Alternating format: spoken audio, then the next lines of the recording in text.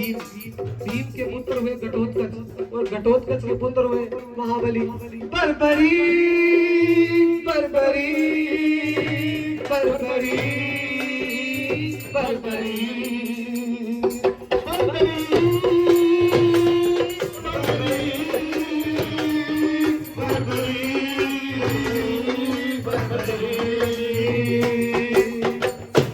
जन्म लेते ही 14 वर्ष की आयु ग्रहण की, जैसे बाल घुंघराले गब्बर शेर की तरह, नाम पड़ा बर्बरीक।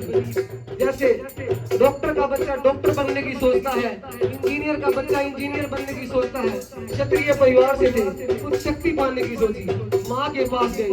मोरवी के लाल है, मोरवी के लाल की जय हो जय हो जय हो जी। मोरवी के लाल की जय हो जय हो जय हो जी। मोरवी के लाल की जय हो जय हो जय हो जी।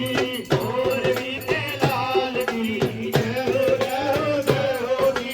माँ के पास गई, माँ मुझे कुछ शक्तियाँ प्राप्त हो। माँ ने कहा माँ दुर्गा की तपस्या करो। जैसे शिव के बिना शक्ति अधूरी और शिव के बिना शक्ति अधूरी और शक्ति के बिना शिव अधूरा।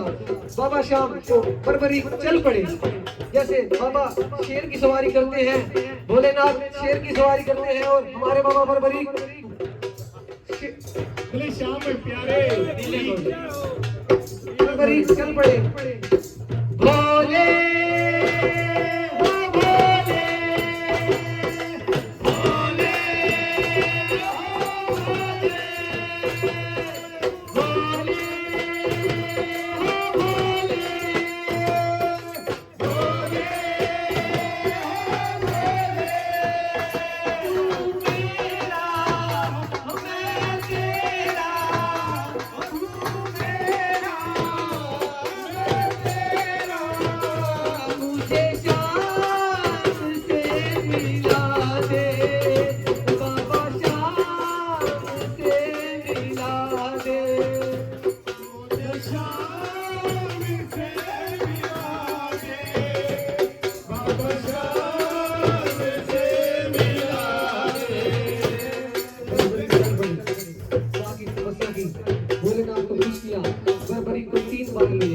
इससे पूरी धरती का विनाश किया जा सकता था।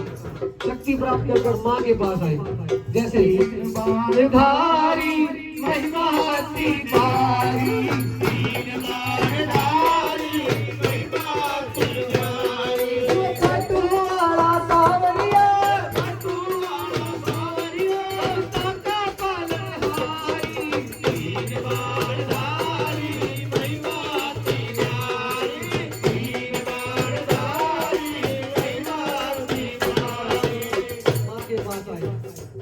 मैं महाभारत का युद्ध लड़ना चाहता हूँ।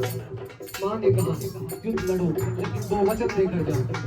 पहला वचन, हारे का तू है सहारा सावरे, हमने भी तुझको है पुकारा सावरे।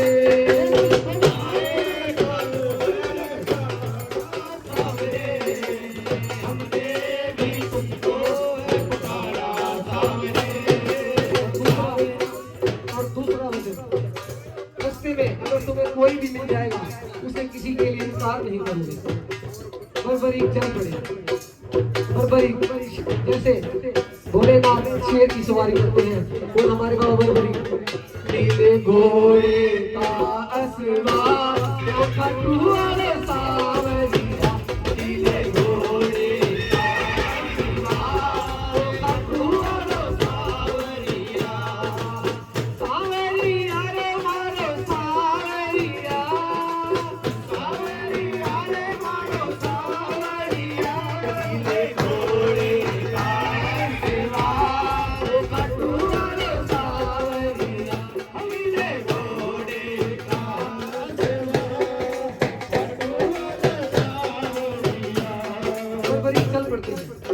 पहुंचते हैं तो पूरा ब्रह्मांड हिल गया, पूरी धरती हिल गई, दुर्योधन हिल गए, अर्जुन हिल गया।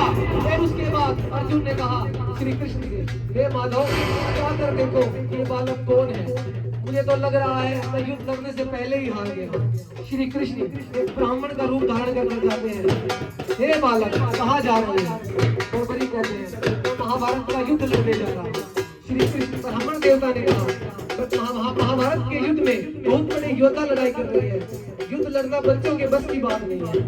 बर्बरीक ने कहा जो मेरे तरकश में 3 बाण हैं, मैं इससे पूरी धरती का विनाश कर सकता हूँ। ब्राह्मण देवता कहते हैं बातें करना आसान है, अगर हिम्मत है तो साबित करके दिखाओ। बर्बरीक ने चढ़ाया बाण और सामने पीपल के पेड़ पर चढ़ा दिया बाण और पीपल के पेड़ के सारे पत्ते एक बाण में गिर दिए और अंत में बाण श्री कृष्ण के पांव पर घूमने लगा। बर्बरीक ने कहा हे प्रभु, एक पत्ता आपके पांव के नीचे है, आप अपना पांव हटाइए। ब्राह्मण देवता समझ गए यह युद्ध में जाएगा तो एक एक को ढूंढ के मारेगा, और जो ये पेड़ है पीपल का आज भी चिलकाना धाम के अंदर है, कोई जाओ तो देख कर आना।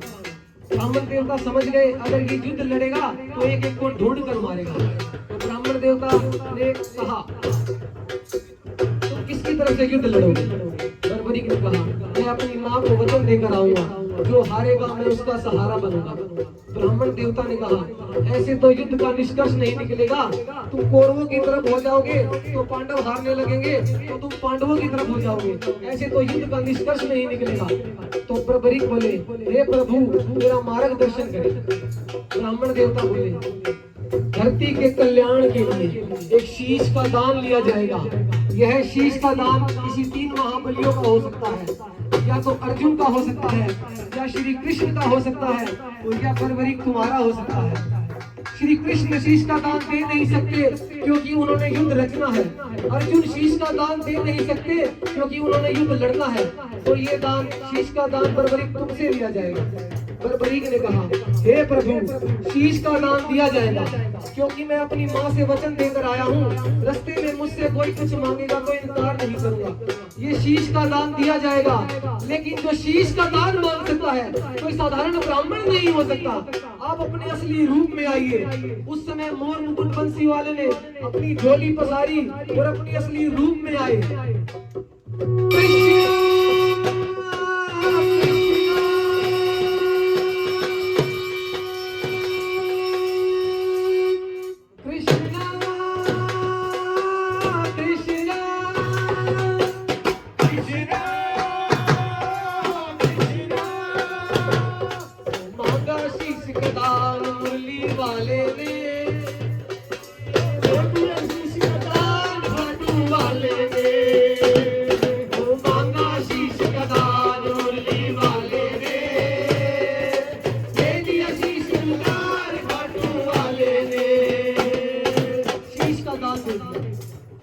देवता बोले हे पुत्र तुम्हारी अंतिम इच्छा क्या है? बर्बरीक बोले मैं युद्ध लड़ने आया था, लड़ नहीं सका, लेकिन युद्ध देखना चाहता हूँ। श्री कृष्ण ने उन्हें अमृत पान कराया और हिमालय चोटी के उस पर्वत पर उनके शीश को रख दिया, जिससे उन्होंने पूरा युद्ध को देखा।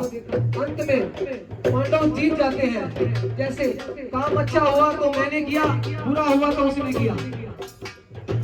मन में अभिमान था आया, युद्ध हमने है जिताया।